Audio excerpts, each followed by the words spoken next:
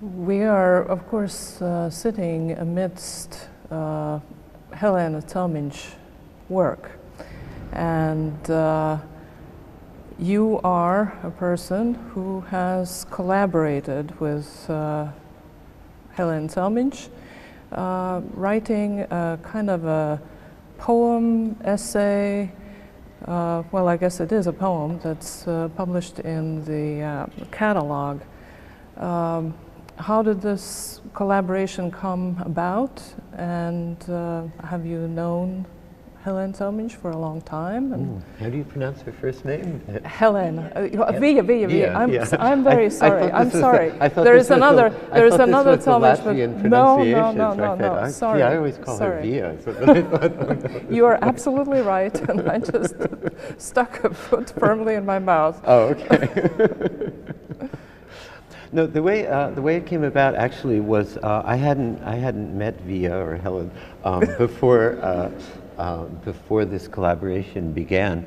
The Museum of Modern Art in New York about every year does a very elaborate artist book, which they give to their wealthiest patrons, and then they also sell them to raise money. And so they wanted to do a book with Vija. And then they asked me to write the text for the book. And I'm not an art critic, so I don't write about the work when I've collaborated with artists, but I kind of try to write something that is somehow parallel to the work. And so I didn't know Vija, but I was actually a big fan of her work. And so I thought, well, what am I going to write about? And I thought, spider webs, no, that's a hard one. I don't think I'll write about spider webs. The ocean, well, I don't know about the ocean, but stars, I can write about the stars. And so I decided to do a text that would be about the stars. And my text, which is in the catalog and which I'm going to read, is really about what many different cultures throughout history have thought about the stars, what they are, what they're made of, where they come from, and then also about the patterns that they see in the sky and the constellations, and also the various ways that they have named both individual stars and the constellations. So I wrote my text, and my text was actually originally written as prose with a lot of spaces between the phrases, because I wanted it to look like one of Vija's paintings of the stars, which are just filled with lots and lots of stars. And so the text, I originally conceived of it as a big block of text with words, with phrases, and then white spaces between them, so that it would kind of resemble one of her paintings or artworks. But then the Museum of Modern Art complained that the text was too short. So I said, well, okay, we'll make it a poem then. And instead of having just doing it as a block of prose with spaces, we'll spread it out over the page so that it will look more like the starry sky on a hazy night. So you have kind of random stars, and so the lines of the poem were kind of put randomly on the page. And then they complained that it was still too short. So then I said, well, okay, let's translate it into a lot of languages. But then I said, well, but I only want to translate it into languages that do not use the Roman alphabet. So I arranged for the text to be translated into Chinese, Japanese, Hindi, and Arabic. And then I thought, well, okay, we'll have one language that uses the Roman alphabet, but I want it to be Maori, which is the indigenous language of New Zealand. And because I had been in New Zealand shortly before that, and I had actually read the text in New Zealand, and then various Maori people started talking to me about their star myths and things. And So I thought, well, Maori, and it's sort of fun because you can, since it's in the Roman alphabet, you can pretend as though you're reading Maori. You know, you can say it out loud. So actually, in the creation of this book, my text came first, and then Vija was, because Vija works extremely slowly, even though she's immensely prolific. I don't know how the two work together. And so the process of making the art for the book took a few years. And then the book came out and they did a very elaborate edition, but they liked the book so much that they did a trade edition. So you can actually buy a paperback of it, which is nice because most artist books, you know, are for 100 people and you never get to see them. But this is a book you can actually buy. So, and then in the course of making the book, then I became friends with Vija. So. Mm-hmm. But in the poem, it seems, I mean, it's a poem, but yet it seems to be very well researched. Do you have any training in astronomy as well? No. No, I mean, obviously I do a lot of research, but I kind of do that for all of my essays, and I don't have training in anything, actually. So I actually didn't attend university. But what I try to do in writing essays is that my one rule is that I never make up anything. It's not like a postmodern essay where you invent things. All of the information is verifiable. So all of these names of stars and so forth, I haven't invented any of them. They're all actual names for stars in some culture. Mm-hmm. Well, I think that this is the right place the moment to probably read, yeah? Yeah. Okay, let me just get my switch to glasses. I realized today, as I switch my glasses, I realized today, looking at the exhibit, that my essay is kind of the opposite of Vija's artwork in many ways, because I noticed in Vija's artwork that there's no constellations. You know, the stars, there's just this kind of field of stars. You notice it more in the large ones, that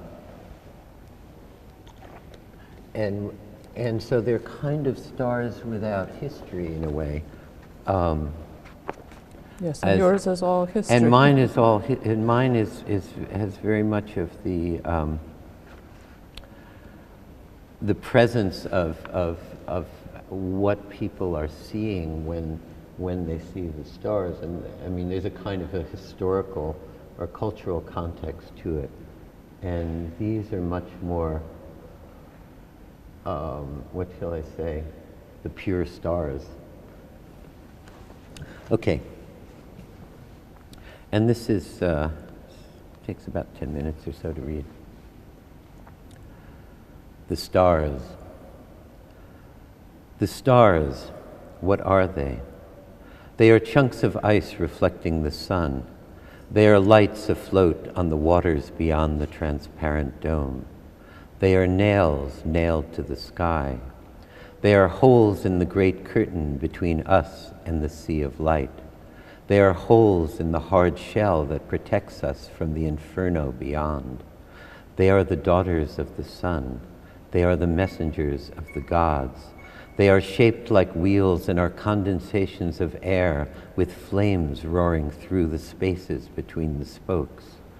They sit in little chairs. They are strewn across the sky. They run errands for lovers. They are composed of atoms that fall through the void and entangle with one another.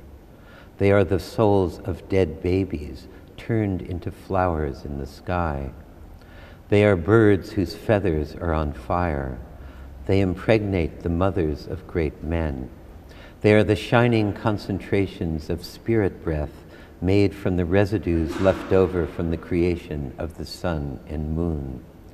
They portend war, death, famine, plague, good and bad harvests, the birth of kings. They regulate the prices of salt and fish. They are the seeds of all the creatures on earth. They are the flock of the moon scattered across the sky like sheep in a meadow, and she leads them to pasture. They are spheres of crystal, and their movement creates a music in the sky. They are fixed, and we are moving. We are fixed, and they are moving. They are the seal hunters who have lost their way. They are the footprints of Vishnu striding across the sky. They are the lights of the palaces where the spirits live. They are of different sizes. They are funeral candles, and to dream of them is to dream of death. They are the ostrich hunters, out all night, and at dawn they huddle near the sun to get warm, which is why you cannot see them. Dew and frost fall from the stars. Winds warm and cold come from the stars. Stars fall from heaven into a maiden's lap. They are the embers of the fire of creation. They never change. They are the white tents where the star people live. They are the countless eyes of Varuna who rise across the sky on Makara, who is half bird and half crocodile, or half antelope and half fish. They are the eyes of Thyasa flung into the sky by Thor. They are the white ants in the anthill built around the motionless Durba who meditates for eternity deep in the forest. They are a kind of celestial cheese churned into light. They simply are. The stars are an enormous garden, and if we do not live long enough to witness their germination, blooming, foliage, fecundity, fading, withering, and corruption, there are so many specimens that every stage is before our view. We and all the stars we see are just one atom in an infinite ensemble, a cosmic archipelago.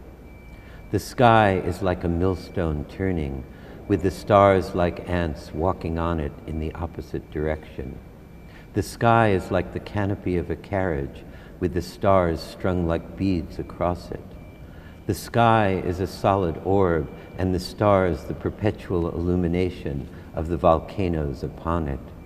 The sky is solid lapis lazuli, flecked with pyrite, which are the stars. Each star has a name and a secret name. The only word we hear from them is their light. Men will never compass in their conceptions the whole of the stars. Under a starry sky on a clear night, the hidden power of knowing speaks a language with no name. Goodness and love flow down from them. They have no chance or random element, no erratic or pointless movement. Evil and misfortune flow down from them. Their existence is improbable. Their infinitude propels us to count them. Their wondrous regularity is beyond belief and proof of the divine intelligence that resides within them. The eternal silence of those infinite spaces is frightening. The more the universe seems comprehensible, the more it also seems pointless. All stars move and shine in order to be most fully what they are. Light gives light because it is its nature. Acquaintance with the stars is essential to an understanding of the poets. If the stars did not radiate light, they would explode. Souls after death inhabit the stars. The blaze of a new star might therefore indicate that the soul of a great man or woman had reached its destination. The only explanation why there are so many stars we cannot see is that the Lord created them for other creatures further out to admire at a nearer distance. We are the center of the material universe, but at the perimeter of the spiritual universe, and we are doomed to watch the spectacle of the celestial dance from afar. Unlike the other animals, man was made to stand erect so that he could gaze at the stars. King Arthur is up there, waiting for his return to rule England again. Quay is there, the brilliant scholar born with a hideous face. Up there is the manger, the mist, the little cloud, the beehive. Look, the Tower of Babel and the felicity of tents. Up there are highway robbers and doves bringing ambrosia to the gods and the twin horsemen of the dawn. Up there, the daughter of the wind, mourning for her husband lost at sea. The strong river is there, and the palace of the 5 emperors, the kennel of the barking dogs, the straw road, the bird's way, the snake river of sparkling dust. Up there are the nymphs who mourn their brother Hyas, killed by a wild boar, and whose tears are shooting stars. There are the 7 Portuguese towers, the boiling sea, the place where one bows down. Look, the ostriches leaving, and the ostriches returning, and the 2 ostriches who are friends. Cassiopeia, queen of Ethiopia, who thought she was more beautiful than the Nereids, is there, and her hapless daughter Andromeda, and Perseus, who rescued her with the head of Medusa swinging from his belt, and the monster Cetus he slew, and the winged horse Pegasus he rode. There is the bull who plows the furrow of heaven.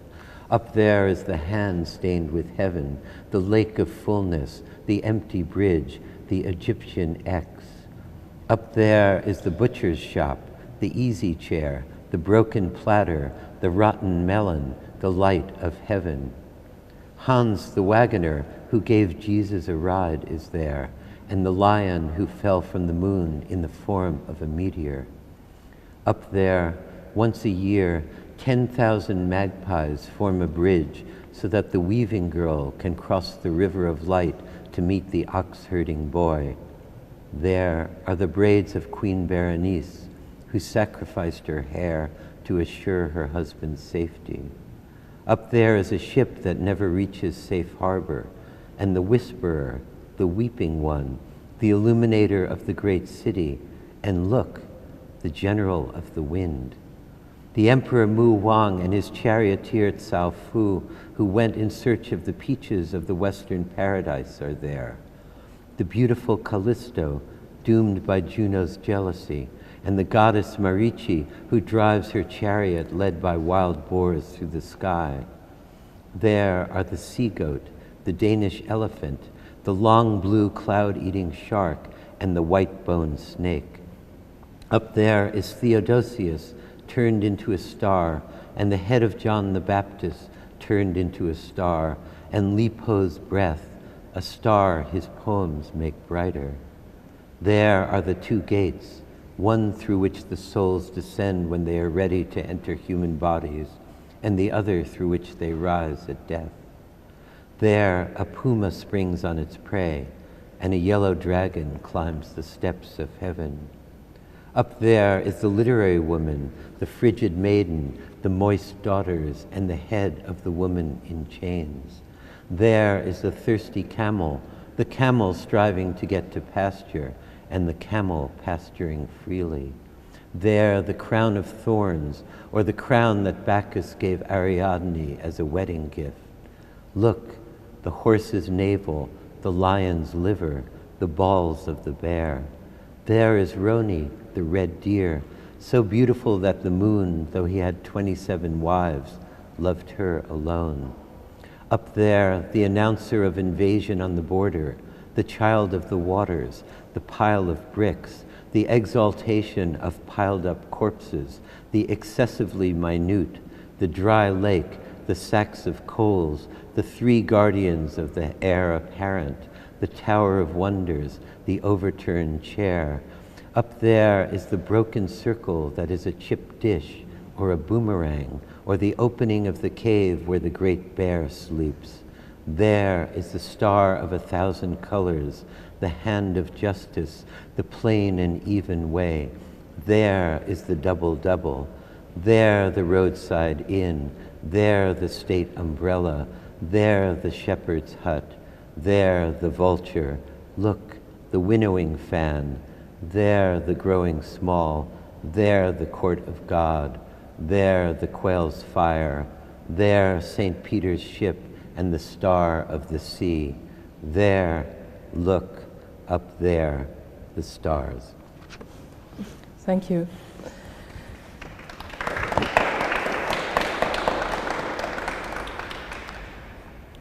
Well, this can be a point of departure for many directions, really.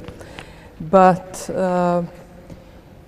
as I was thinking about our conversation, I decided to open up a collection of essays by the great Mexican writer Octavio Paz, whom you happen to have translated a lot. And it turns out that he has an essay entitled The Morning Star. And the morning star, of course, is Venus.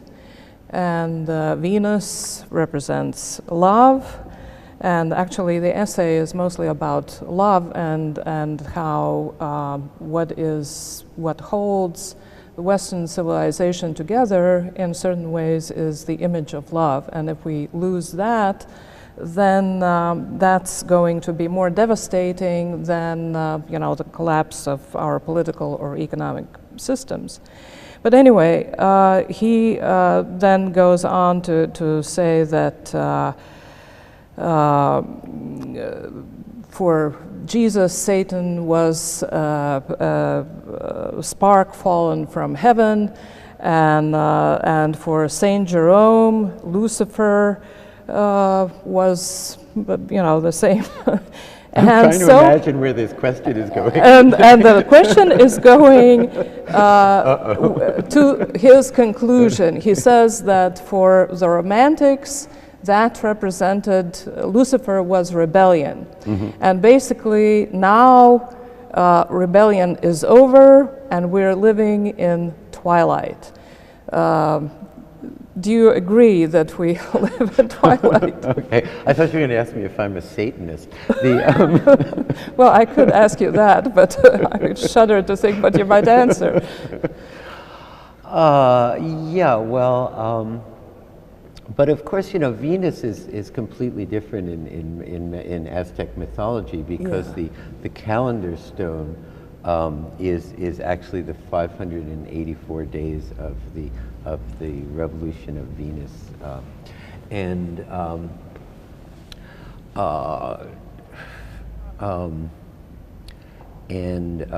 Paz's great poem Sunstone is based on the Aztec calendar stone and has 584 lines. Whether I believe we're in the twilight, the period of twilight.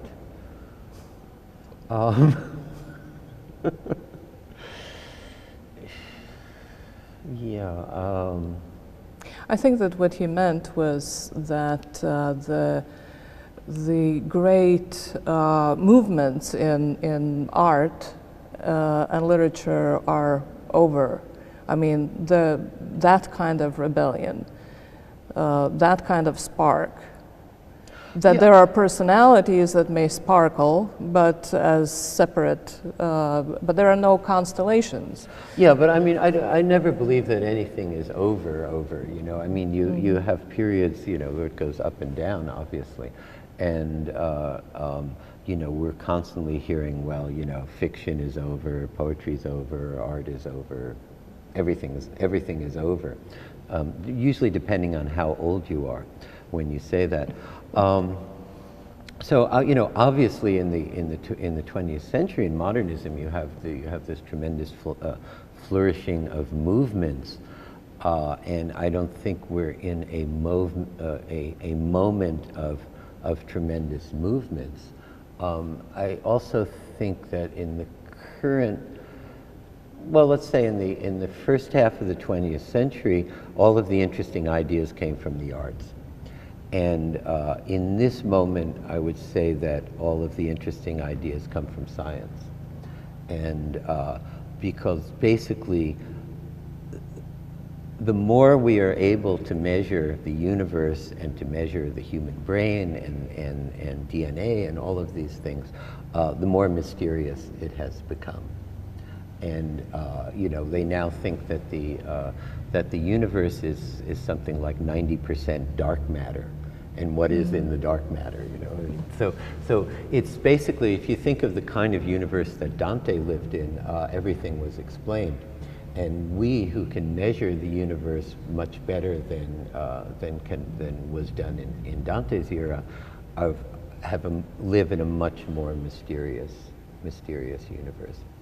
And I think that the kind of things that they're doing in quantum physics, where time becomes erased, where the same, subatomic particles filmed forward or backwards are the same, so that time, there's no time, and all of these kinds of things. It seems to me this is where the really interesting questions are, much more than in the arts in general. Mm-hmm. Well, but since we mentioned, or I mentioned, pause, I'm very curious to know what attracted you to pause to begin with, or was it pause, or was it the attraction of Spanish or Latin American literature? Well, no, it's kind of a long story, but because it starts when I'm 13 years old. And at the time I wanted to be an archaeologist, and for some reason I wanted to be an archaeologist in Central America. And so I was reading lots of books about the Mayas and the Aztecs. And I accidentally came across this little pamphlet of Paz's poem Sunstone, which is based on the Aztec calendar, as I just said. And I hadn't read any poetry before, but I said, oh, this is the Aztec calendar. I know all about that. I'll read a poem. So this poem completely blew my mind, and it was, I think most writers have this kind of conversion experience, like the book that made you decide to become a writer. And so this was the poem that made me decide to become a writer when I was 13. So then when I was in high school, I was translating a lot of poetry as a way to learn how to write poetry, because I think translation is one of the best ways to learn how to write. And then when I was 18, I met someone who knew Paz, and so I said, oh, I've translated all these poems by Paz. And so this guy said, well, I'll send them to Paz, see what he says. So Paz liked them a lot and asked me to translate a book of his prose poetry called Eagle or Sun. And he had no idea how old I was, and I was 18 years old, and I was a hippie, I had hair down to here and beads and all of this, and I was a hippie dropout because I didn't go to university. And so I thought, I kind of had nothing to do, and I thought, well, now I can tell my parents I have something to do. I'm translating a book by Octavio Paz. And so that began what was the beginning of then a very close relationship over the next 30 years with Paz. And I translated most of his poetry over the years, and some of the prose books, the India book and so forth.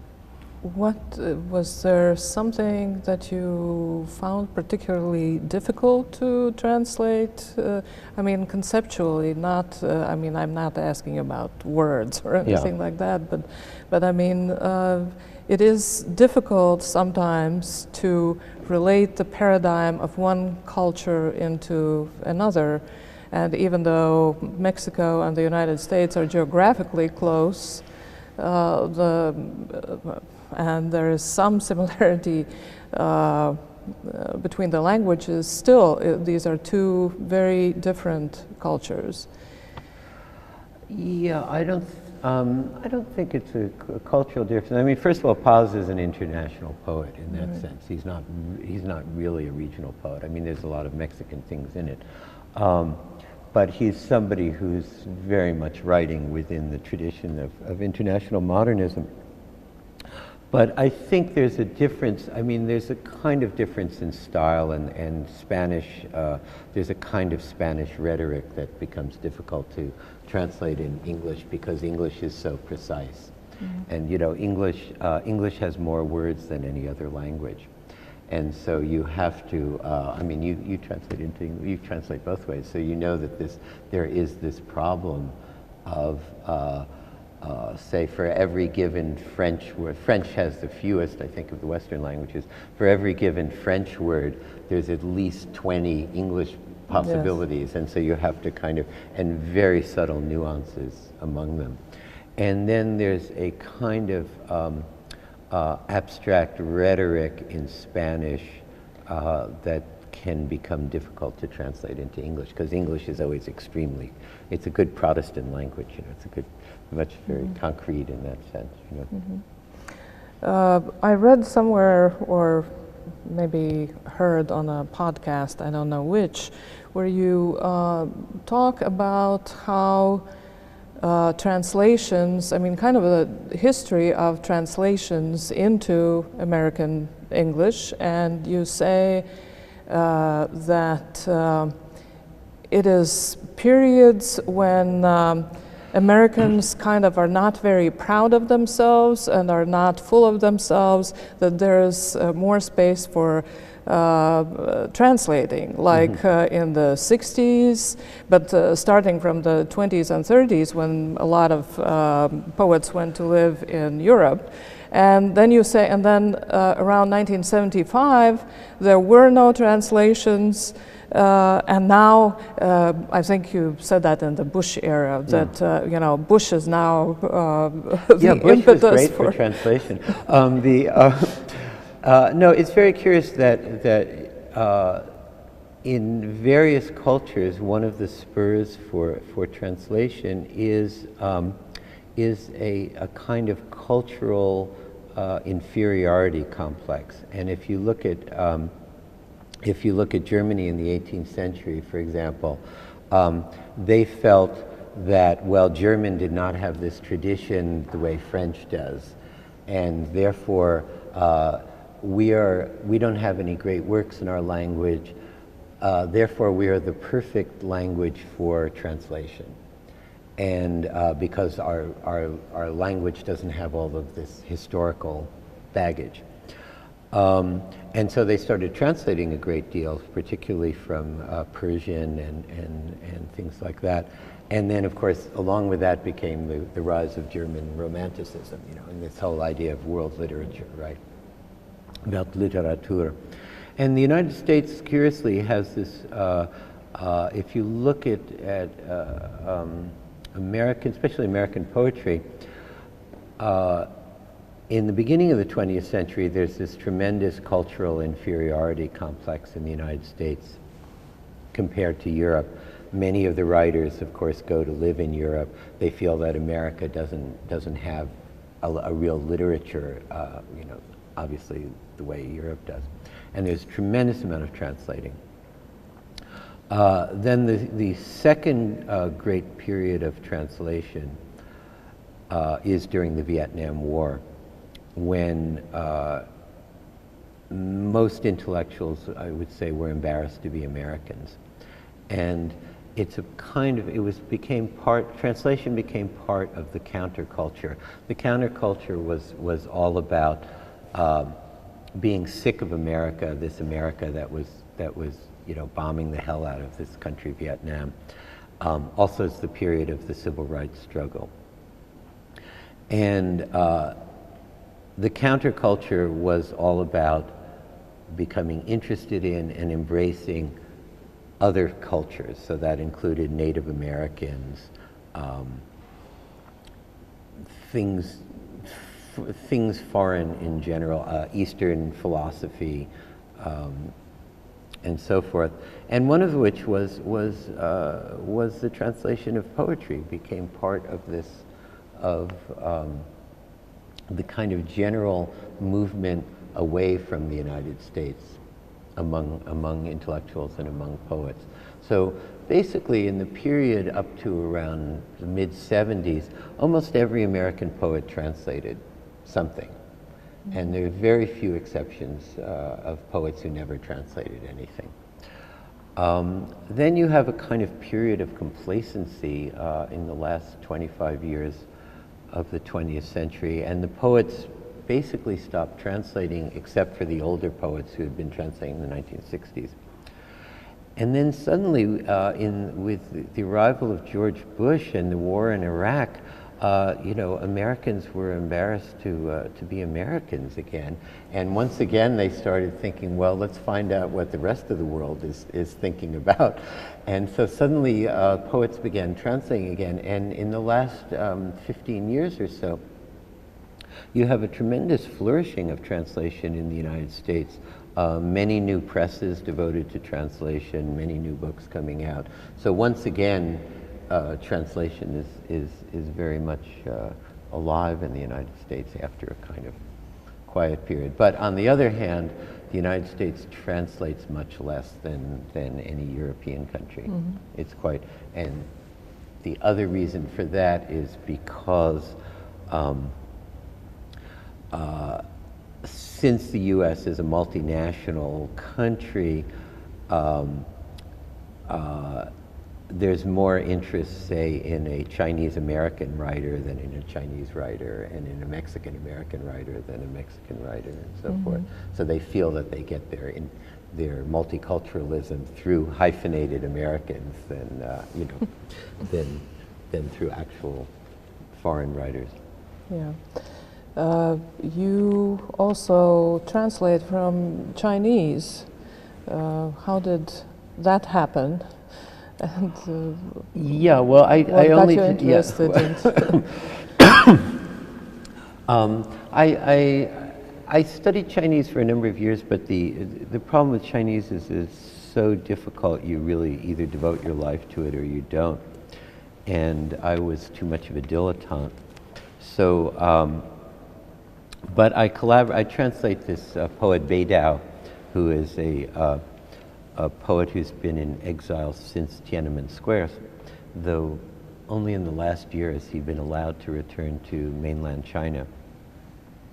And we tend to work together on the poems. So we kind of go through them line by line with dictionaries and translate that way.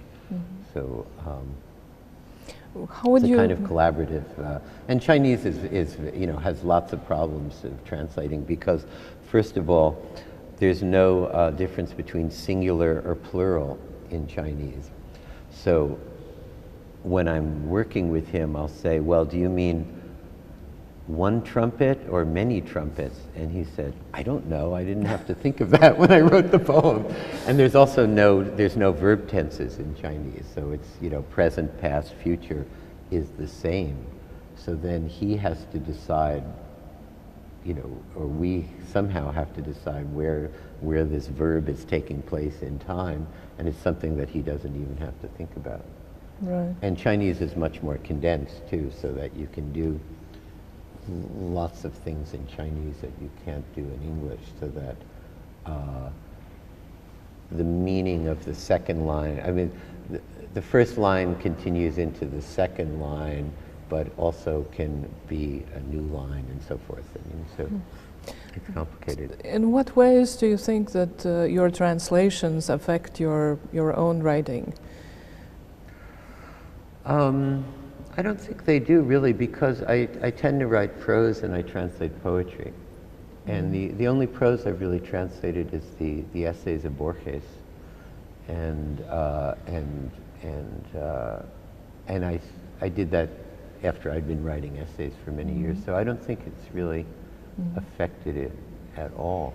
But when you translate poetry, do you what kind of a translator are you? I mean, some people really are very yeah, well, that's probably the case, but I mean, there are, as you know, there are different schools of translating. I mean, there are people who say that the sense is the most important, you can sacrifice other things. Other people feel that the sound is very important, so if there is rhyme in the original, there should be a rhyme, and the rhythm, etc., etc. Yeah, no, I mean, I think I'm a conservative translator in a certain sense, in that I try to stick very carefully to the the sense of the original. In terms of I do not believe that the form of the poem in the original can be recreated in the translation, because usually when you attempt to recreate the rhymes and the meter, it doesn't work, and you have to add a lot of things to fill out the line or to make it rhyme. The translators, there's this question of fidelity in translation, which I always dislike. But to make it rhyme, you have to be extremely unfaithful to the original, because you have to add all sorts of things so that it will rhyme, and you have to add words and so forth. So I think the challenge is that you have to create a new music for the poem in the language of the translation. And it's a music that is inspired by the music of the original, but it can't recreate it, because obviously the sounds of all languages are completely different. So, and then the other thing is that I don't believe that you should judge a translation by looking at one line next to the other line, because sometimes there are effects in the original that you can't capture in that line of the translation, but you can do it elsewhere in the poem. So that I think you have to look at the entirety of the poem in translation and judge it based on that, more than saying, well, why did he translate that line that way? Because it's all within this larger context. Mm-hmm. Well, you have also, you told me before this public conversation that you went to school with Ezra Pound, that Ezra Pound had an influence on you in terms of what you read, and would you care to tell other people about this too? And you're speaking as the translator of the piece in cantos. I have to put a plug in for that. Yeah, well, I basically, I didn't go to university, but I went to what's called the Ezra University, which, I never met Ezra Pound, but which is basically following the Ezra Pound program of what you need to know to be a poet. And so that meant reading all of the English poets in chronological order. Then you learn a little Provençal so that you can read the troubadours. You learn a little Italian so you can read Dante. You learn Chinese, of course. Mm-hmm. You translate, And you're supposed to do this basically up to age 30. And then by the time I reached 30, I realized I was really a terrible poet, but I could use all of the things I had learned about writing poetry and apply them to writing prose. And so then I basically switched to prose. And so what I'm trying to do in the essay is to take a lot of the lessons of poetry and apply them to prose. Because the interesting thing about the essay is that the essay really hasn't had an avant-garde as opposed to fiction and poetry. We're accustomed now to many, many ways of writing fiction and poetry, but essays tend to all be written in the same way. And so what I'm trying to do is come up with new ways of writing the essay. And my only rule is that I don't make up anything. So it's all verifiable information, or information that somebody believes is true. And then so some of my essays are more like poetry, some are more like narratives, and so I'm trying to explore that. Yes, well, of course you have written a lot about poetry, but you also write about politics. Do you believe that you are what they call a public intellectual? Do you consider it your mission to speak out? No, I'm not a public intellectual because they don't exist in the United States. So I'm a private intellectual. But because that idea of the public intellectual does not exist at all in the United States, especially a literary public intellectual, because the people who are in the newspapers are journalists or people who work in think tanks. And a literary person is never, like, say, on the opinion page of the newspaper, is never interviewed on television, and so forth. So that kind of idea of the public intellectual doesn't exist in the United States. But I end up writing about politics when I'm really angry.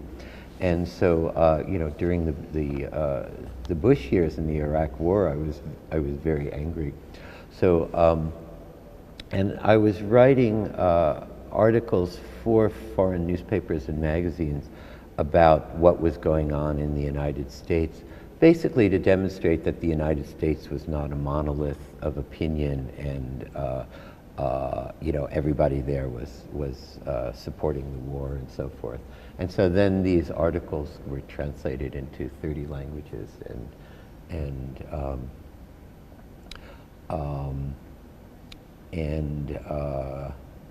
I wrote this text that was kind of a history of the Iraq War, called What I Heard About Iraq, and that kind of turned into this internet phenomena. You know, it ended up on hundreds of thousands of websites and everything. And it was kind of, I kind of used this, it's kind of like The Stars, but it's based on sound bites of US government officials, Iraqi civilians, so forth. And it's kind of a history of the Iraq War in sound bites. And then they did a worldwide reading of it. It was in 100 places around the world, so forth. So it became a sort of tool for protest.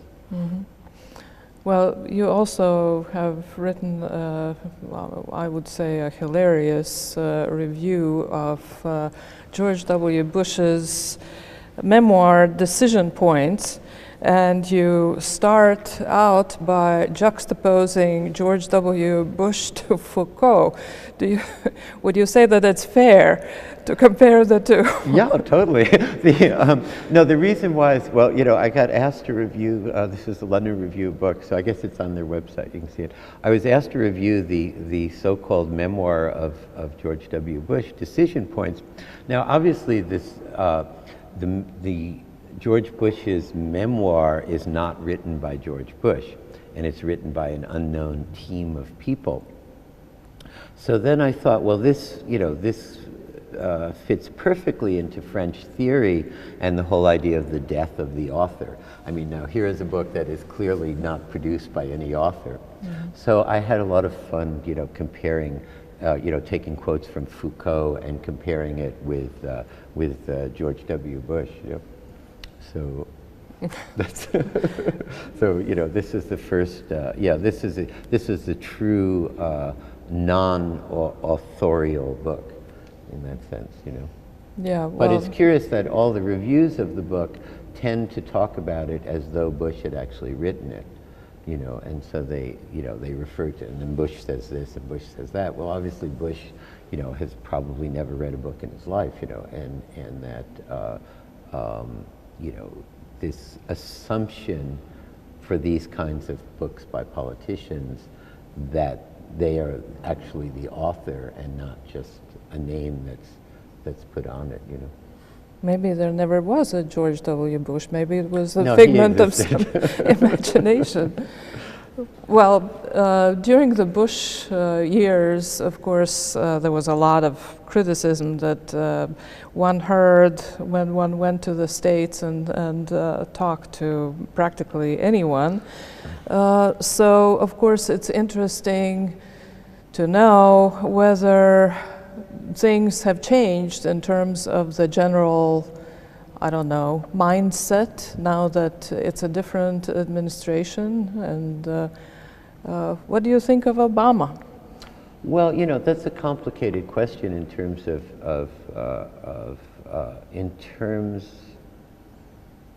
what the mindset of America is, because America is extremely polarized at this moment, and Bush is more liberal than most of the Republican Party. And the frightening thing in the United States is that the Republican Party has been taken over by extreme right-wing ideologues who are really crazy people. I mean, I don't think Republicans were, were never crazy people. They were conservatives, And so, for example, you have the people who ran for president last time. You have the woman who believed that nobody should ever pay any taxes. You have the man who believes that there should be no public schools because education is the responsibility of parents, and so forth and so on. And you have this kind of extreme libertarianism that doesn't believe in any government whatsoever. And the problem in the United States is that the Congress is in complete gridlock. They won't pass anything. And basically the Congress has done nothing for years now, because the day that Obama was inaugurated, this is not conspiracy, it happens to be true, they had a meeting of the Republican leaders where they said, our mission now is to oppose anything that Obama supports. Mm-hmm. And so you've had this kind of complete standstill in the American government, which is unprecedented, because throughout American history, Republicans, Democrats, opposite opinions, but they realize they believe in the government, they believe, okay, we reach a compromise, and so the Republicans get a little, the Democrats get a little, and things move forward in that kind of sense of compromise. And now it's a period of no compromise whatsoever. Mm. So the only things that Obama is able to do are pretty much the ones, the things where he does not need approval from Congress. Mm. And there's not all that much. So, I mean, he's in a completely hopeless position, But does it have something to do also with his personal characteristics? I mean, or would he be an effective president if the Congress was more? Yeah, I think he'd be more effective. But I mean, the other problem is that the United States is evolving very rapidly, and it's becoming a non-white country. And last year was the first year that the majority of babies born in the country were not white. So Obama is the symbol of this inevitable future. It's the most visible symbol of this inevitable future. And this is extremely disturbing to a number of people, particularly the people in the American South, in the Confederacy, what used to be the Confederacy. Mm-hmm.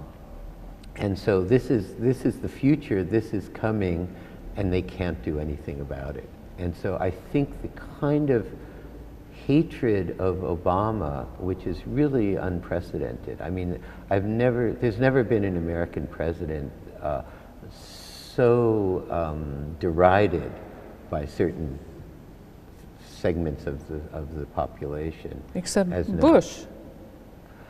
No, Bush among, Bush maybe in the, Bush among certain intellectuals. Well, that's what I mean, yeah. But not in the media. Mm-hmm. There's no Fox News. I mean, Fox right. is, is a major television network. Every single day is basically, attacking Obama. So, not, okay, among certain, wise guy intellectuals like me, maybe, but not in terms of the country at large, So, but, I think that things are moving demographically very rapidly. And for example, the way that gay marriage has taken over in the United States is just astonishing. I mean, if you had asked me 10 years ago if there would ever be gay marriage in the United States, I would have said no.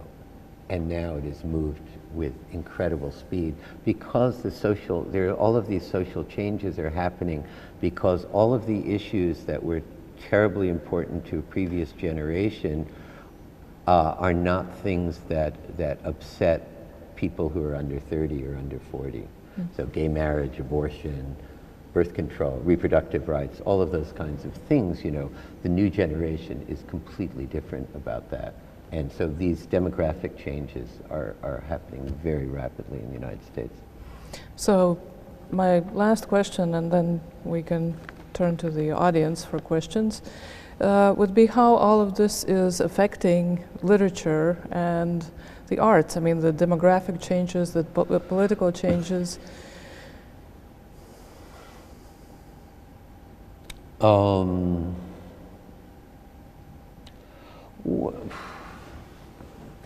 Well, I mean, in terms of the arts, you certainly have a lot of new people coming into the arts in terms of you know, various ethnic minorities and things are much more visible in terms of the you know, the makers of art and the makers of literature, and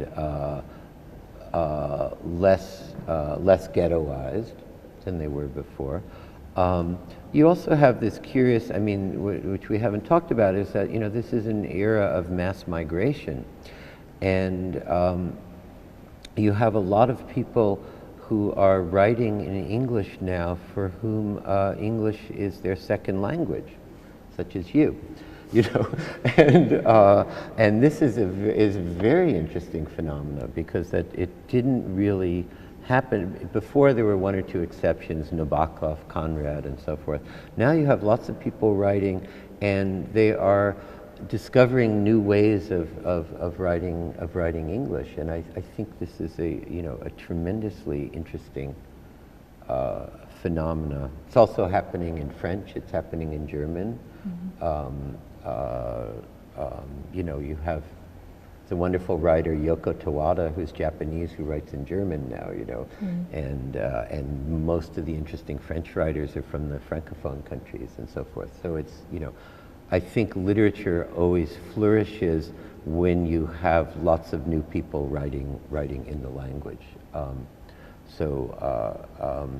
Much of the best fiction in English now is written by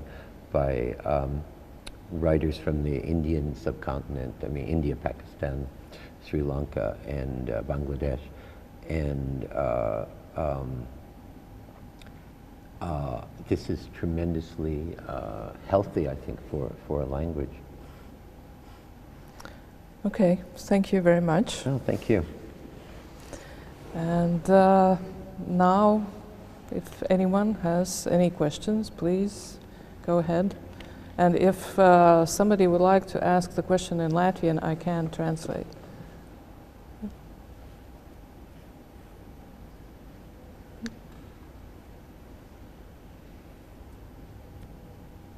No?